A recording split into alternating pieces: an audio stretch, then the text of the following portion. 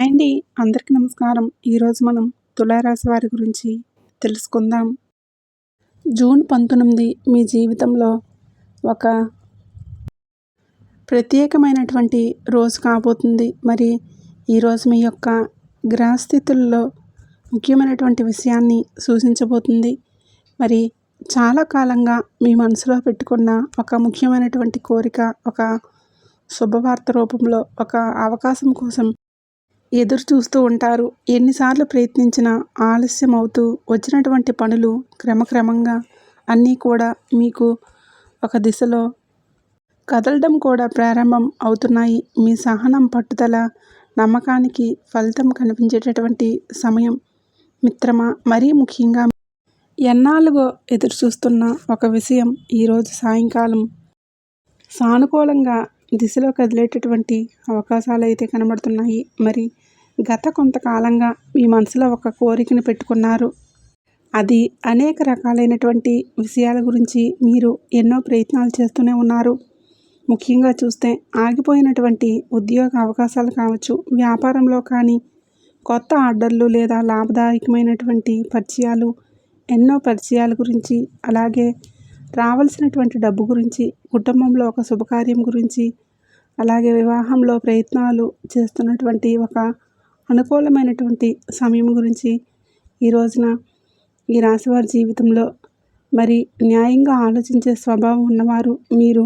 ఎందుకంటే తులారాశి వారు చిత్తా నక్షత్రం 3, 4 పాదాల్లో జన్మించిన వారు, స్వాతి నక్షత్రం 1, 2, 3, 4 పాదాల్లో జన్మించిన వారు, తదుపరి విశాఖ నక్షత్రం 1, 2, 3 పాదాల్లో జన్మించిన వారు మాత్రమే మనకి తులారాశి పరిధిలోకి అయితే వస్తారు. మరి తులారాశి వారిని చూస్తే ఎప్పుడైనా సరే ఏది అనుకున్నా సరే పూర్తి స్థాయిలో కొన్ని వ్యతిరేకాలు, ఇబ్బందులు అయితే పడుతూనే ఉన్నారు.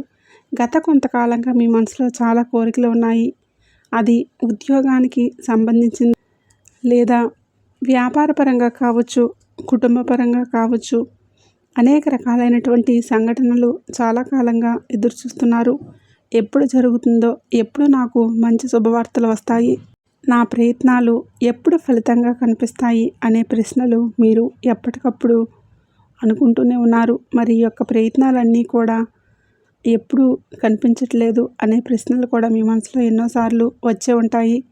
ప్రతి విషయంలోనూ, ప్రతి మార్గంలోనూ మీకు అన్నీ కూడా నష్టాలు, ఇబ్బందులు, సమస్యలు కొద్దిగా కనిపించాయి. ప్రత్యేకంగా ఈ శుక్రవారం సాయంత్రం సమయంలో మీకు ఎంతో ముఖ్యమైనదిగా ఈరోజు మారేటటువంటి సూచనలు అయితే ఉన్నాయి మిత్రమా. ఎందుకంటే తులారాశి వారు ఎప్పుడూ కూడా న్యాయబద్ధమైనటువంటి ఆలోచన కలిగి ఉంటారు. ఏదైనా ఉన్నమాట యథార్థంగా మాట్లాడుస్తూ ఉంటారు.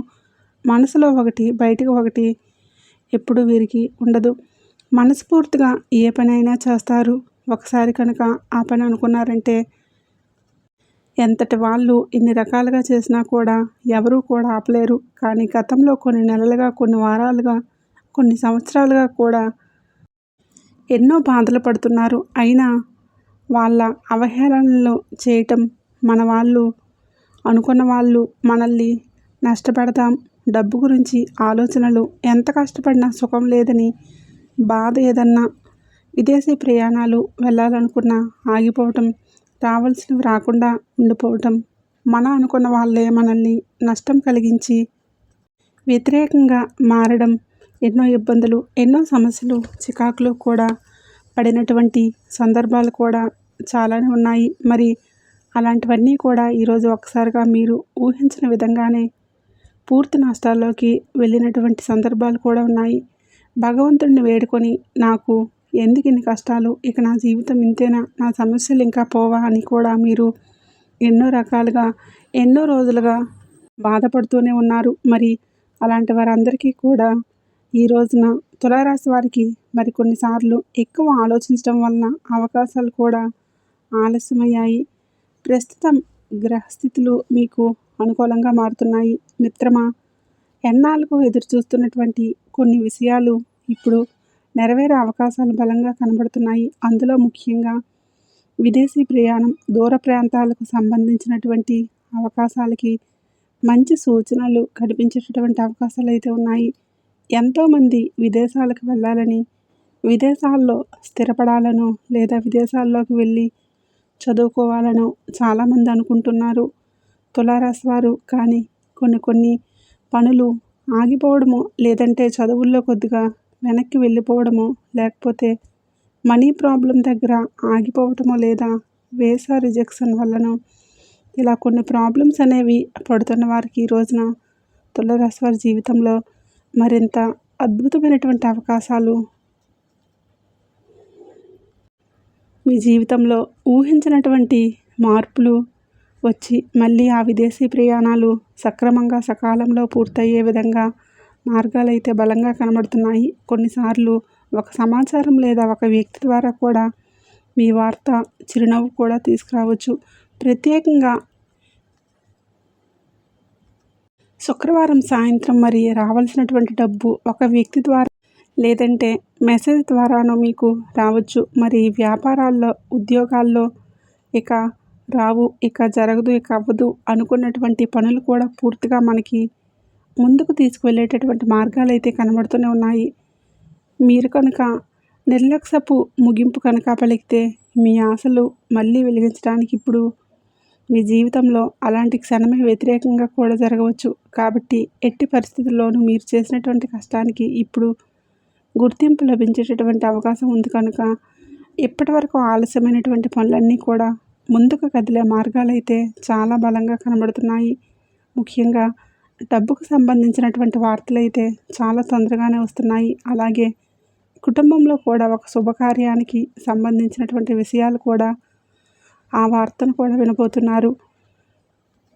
కొంతమందికి అయితే కొంత కుటుంబ సభ్యుల నుంచి కూడా సంతోషకరమైనటువంటి వార్తలు రావచ్చు. మరి కొంతమందికి చాలా కాలంగా ఎదురు చూస్తున్నటువంటి వ్యక్తి చెప్పినటువంటి మాట లేదా వాళ్ళు చేసినటువంటి పనికి ఒక మంచి స్పందన కూడా రావచ్చు.